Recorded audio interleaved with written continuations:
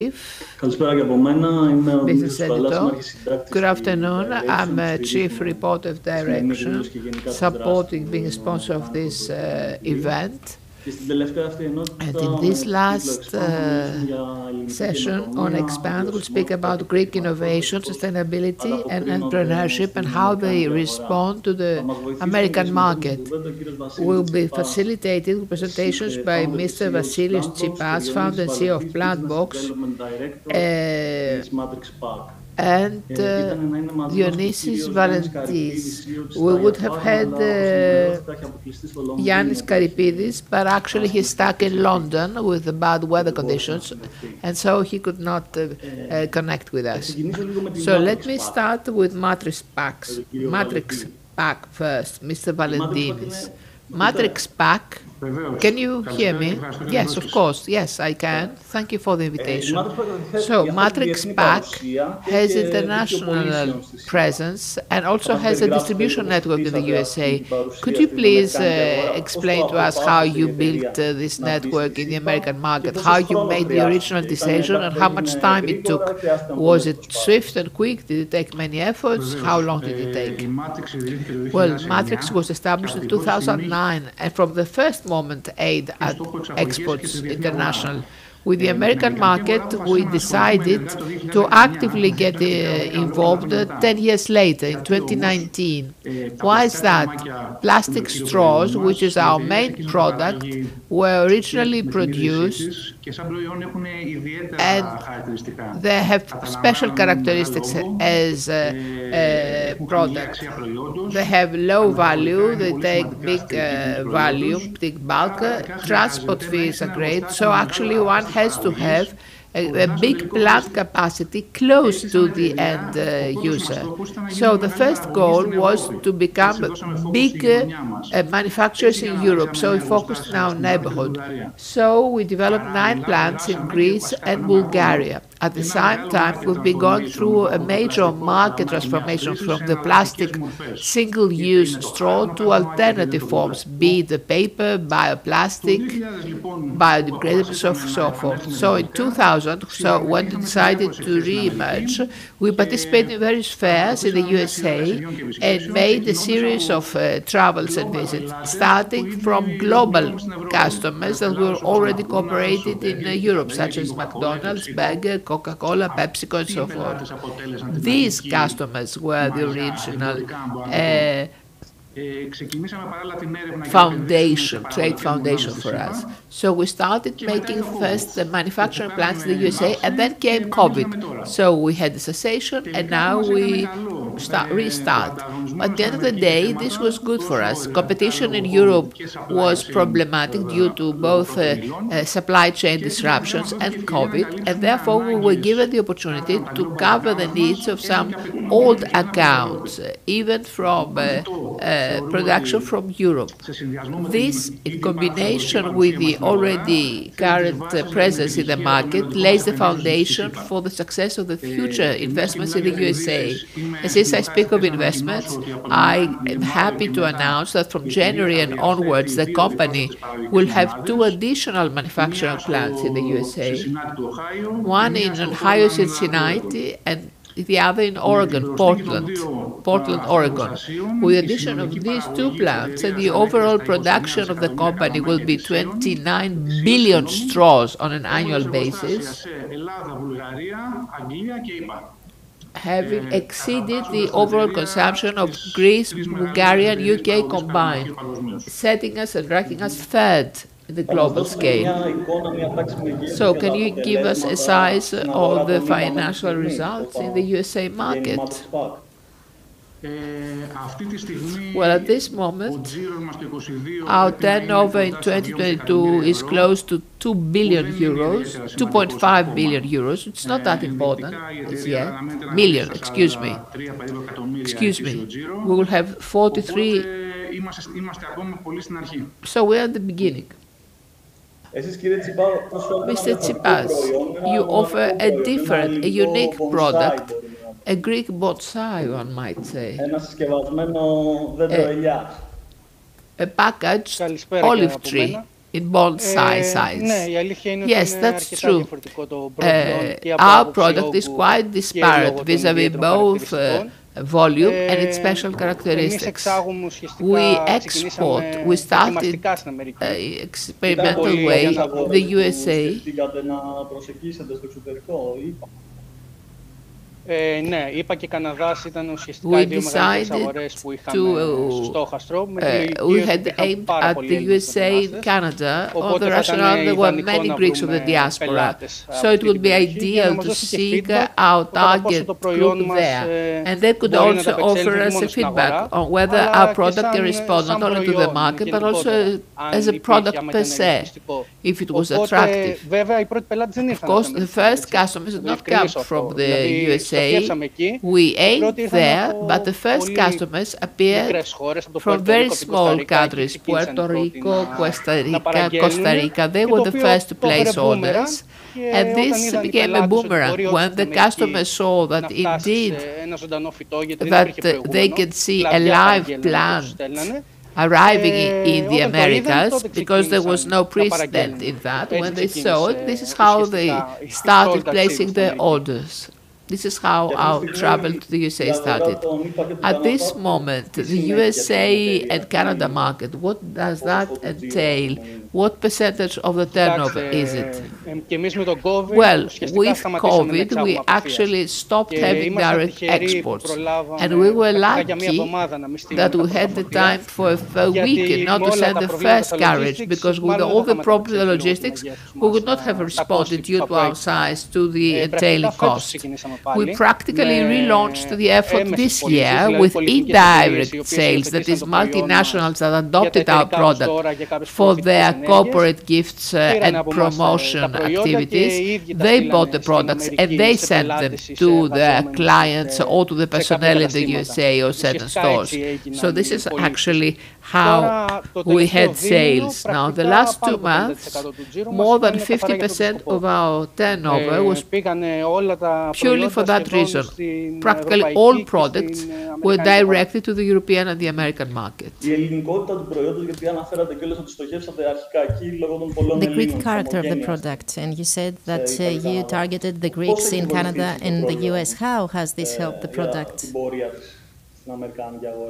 in the American market? And generally the sector of hospitality that you are focused on. Plants and flowers entail emotions, and when these emotions and feelings fit with the culture and the origins of someone or histories of someone, then you can understand that can be highly helpful and make it very attractive. So practically speaking, we targeted, and actually it was a level of pressure for someone to buy it. The fact that it was coming from Greece, from the origin of their grandfathers, of their parents. And this was the basic characteristic. In other words, that they wouldn't get a Greek variety from the US, but that they would get something that was born in their country. And of course, this makes it very attractive, especially in the field of tourism, because they get an unexpendable product. Because, okay, oil many countries can buy, and the oil will be consumed. It is a product aimed to be consumed. But the olive tree will live on and on, as long as you take care of it. In other words, we know people who have bought these little trees from us directly, and they send us pictures now of their plant, how it grows in India or in the Netherlands or in America. So this is something that holds many memories and even culture inside. Okay. You, Mr. Valentis, recently, Matrix Pack got financing from the European Investment Bank for the transformation you mentioned earlier, that is, the transition towards a biodegradable material. Is this an evolution that will help you grow even more in the American market? Is sustainability a feature of success for the American market? Yes, the fact that we got financing is a very good marketing, actually. We are the first Greek company that received financing directly from the European Investment Bank, and in practical sense, this constitutes a sign of health and of prospect, I would say. And undoubtedly, we believe that it will enhance our presence in the American market. Generally speaking, sustainability is a very important element for us, both for the company per se, but also for the range or portfolio of our products. With regard to the company, we can draw funds far more easily and at the same time reduce the production cost and the supply chain costs of our raw material. Now, with regard to our products, Matrix has always been operating and will continue to operate as a one-stop shop, both for straws and not. By the way, we have made an investment of 5 million euros with regard to the biodegradable straws. The American market is a fragmented market, especially because of legislation, and requires all the products and all the raw materials to abide by the regulations, and we believe that the local competitors cannot actually cope successfully with that. So we believe that Matrix will be the first one-stop shop when it comes to straw, which is its basic product. We believe that we will be market disruptors, something that we will have a very good impact on with regard to our presence in the American market. You said that in 2023 you are going to focus on the biodegradable straws. Yes, biodegradable and paper straws. And plastic, of course, if necessary.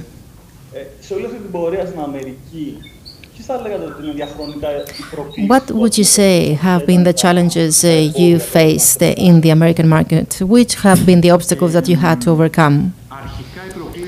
First of all, the challenges were related to products. We didn't know whether we would have enough capacity to meet the demands of the market, whether we would be competitive, or whether it would be open to the product of ours. Second challenge pertained to the human factor. We didn't have the human resources that we needed in order to approach such a big market. Of course, now we have a very powerful gold team of very knowledgeable executives, and we also have the opportunity to recruit people with far better knowledge than we have. And this is due to the digitalization process that we have started along with EBT company. Third challenge, our image in the United States. They perceived us as one more producer that was there to sell the product. Now we are a system-first supplier at global chains, for example, McDonald's and Burger King. Unfortunately, there are some interruptions in the sound and we cannot follow the speaker faithfully.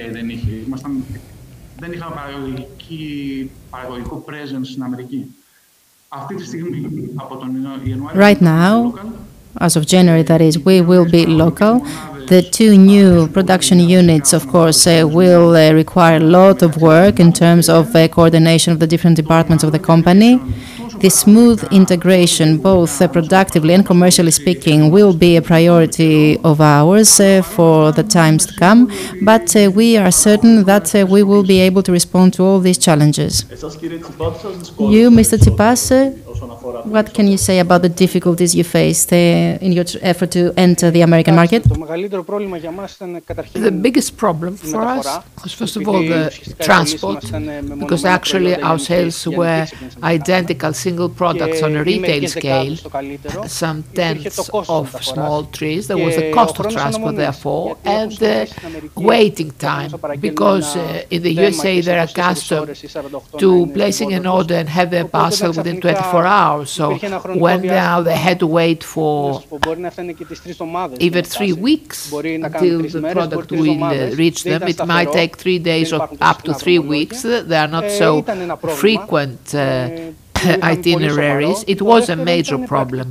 And the second problem was practically legislation. Plants is a living organism, so the other category, such as grocery, have to go through a lot of controls. Of course, the background helped because I come from production. My job is actually me producing trees, so I was the first and perhaps the only one in the supply chain that could solve this problem quickly. We have the product with such standards that we could overcome, circumvent a lot of the problems and take all the passes and documentations needed so as to travel to the USA. I believe that these two were the most important problem and most time-consuming problems. And from the viewpoint on how attractive was the product and the packaging, although we could not realize at the time, we were on experimental stage, nevertheless, it really came to the like of the American market. The whole issue of gifting and what they seek for was unknown in Greece, and we could not know it beforehand. It was a big leap of faith that we took, if you like. On the basis of the course till now and the prospects, would you say that it was worth embarking upon this major venture, entering the American market? The truth is, yes, that it was worth it 100% on the basis of the information that we got back. Not only the fact that people may have embraced the product, but actually having intel on what the needs of the market would cover. Originally we thought of a olive tree that the tourists would take, but learn the culture of how it operates, the corporate gifting, what companies ask for, and the retail world in plant, in major chains, all that was valuable feedback so as to understand where we should stand and what we should do, and it was definitely worth it. And I believe that this is the most important market we must aim at when we can have a series of products. Mr. Valentis, did you also realize that? Did your experience with the American market ask you in other aspects? I believe that we are still very young in our course. Until now, we used mostly our know-how from other markets so as to lay the foundations to succeed in the American market. I don't consider that we have succeeded as yet. Nevertheless, we have the appropriate foundation to manage.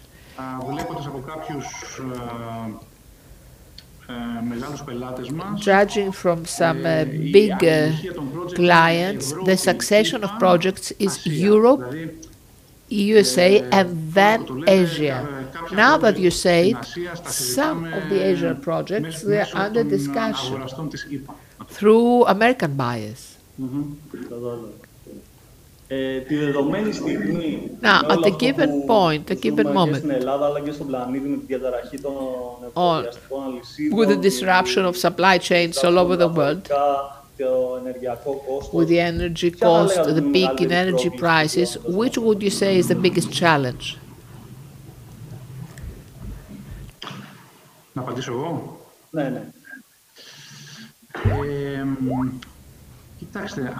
Well, listen, the main challenge for us has to do that at the end of the day, there are inflation trends everywhere, and the end consumer and end user of our products, who has less purchasing power, and I say so because over the last 3 years, COVID onwards, with the COVID break and onwards, we were benefiting. We were advantageous due to the disruption because we conquered a market share. We had worked beforehand so as to have material raw materials available and having many delivery points and many good suppliers. So we consider that at the end of the day, therefore, we will manage again, and that's why we declare being one-stop shop, because we cannot assess which of our products in the future or all of our products will be adopted by the end user. Because he is the payer, the end user, not the wholesale merchant that we serve. Mr. Tsipas, you said that logistic-wise, your product was very specific. Are you now faced with a bigger difficulty or not? Well, listen, the cost was already high and non-sustainable. But now, because it was our production, we could really shrink and minimize this cost. Now it's no longer sustainable. The only way to have a sustainable export for the whole concept was to have a big bulk and a great spectrum of products that we could serve the market, and practically also a plant there, that is, have a facility in the USA so as to serve directly some stores and partners, because anything else, even if it's profitable, there will be minimal profit margins. It is not worth the time and effort. And there's also a subjective issue in the customs. I mean, you may have all the documentation, but some custom officer might consider that additional control is needed and keep it there for one more month, for instance. Of course, we have an extended life cycle, but there's a limit. We can offer some additional months, but not additional weeks, but not months. So it's a huge risk. Do you have any plans for further growth in the American market? Look, up until now, and because of the overall situation, we had frozen all our activities. The only thing that was going on was some product development, some R&D in production, so as to know how big a range we could have and where to target. What we want is, from 2023 onwards, to try and have an investor in the company so as to launch an integrated series of products that will aim at the American market. Maybe we won't start from the American market. For example, what Dionysis said earlier is something that is true for us as well. We have multinational companies operating in Greece and coming from the United States, or have offices in different countries, including the United States, and are the best partners to use so as to start. We already work with them, and we believe that we need to expand the cooperation and then proceed to the other entities that are in the America, step by step. Otherwise, it will be very expensive for us. Mr. Valentis, based on your experience, would you tell a Greek company to go after the American dream? And where should the company focus on? I would say yes, no question about it. It is a huge market. Many people say that it's far away, but this is not true. It's not as far as someone may think. It is a market that is very rational in its modus operandi. You can come to an agreement very easily and very honestly. It is a business-friendly market, to put it this way. I cannot find the right term, the right characterization. Apart from that, business-friendly. It is a market where you can actually be successfully active, and you can easily communicate with all the different participants in that market. Mr. Tsipas, do you agree with that statement? What would you say to a Greek company? Partly, I agree. I believe that there are some parts of the market with which the companies can do business. But this is not true for all companies. It depends on the stage of growth of the company, on the products it trades. It's not easy for all the companies. It is a practical issue. You cannot be as successful as you want very easily. It is a big market when the economy of scale is so huge and you cannot easily respond in terms of network or in terms of stock that you need to have or in terms of staff in order to ensure that services will be provided on time. I believe that you need to be at the right moment, at the right stage of growth in order to cope. Otherwise, you will not be successful. Many companies have tried, but they didn't have the necessary capacities and they stayed outsiders. And why? Because the market no longer wishes to cooperate with these companies, with you. Okay, I have all the answers I wanted. One final comment from each of you. Let's start with Mr. Valentis. Would you like to give us a final comment? As a conclusion, I would say what I said before. We are a little bit biased. As I told you, we are going to start operating a plant in the United States in January. We believe that it is a very big and important market, a market that is challenging, and you need to be very strong in order to survive. And that is why all the people in Matrix is working hard in order to make it. Mr. Tsipas? I would say that the American market obviously is a mature market, far ahead compared to the Greek and European markets. It is the future for many exporting companies, especially in the agri-food sector and generally speaking in manufacturing. The only thing that I would miss as a Greek company, I would lack as a Greek company, is this possibility to take part systematically in trade shows or to be able to show the products to certain buyers and to receive immediate feedback so as to be even more organized in our attempt to enter the market. I believe that that is what we are lacking and we need in order to be more prepared.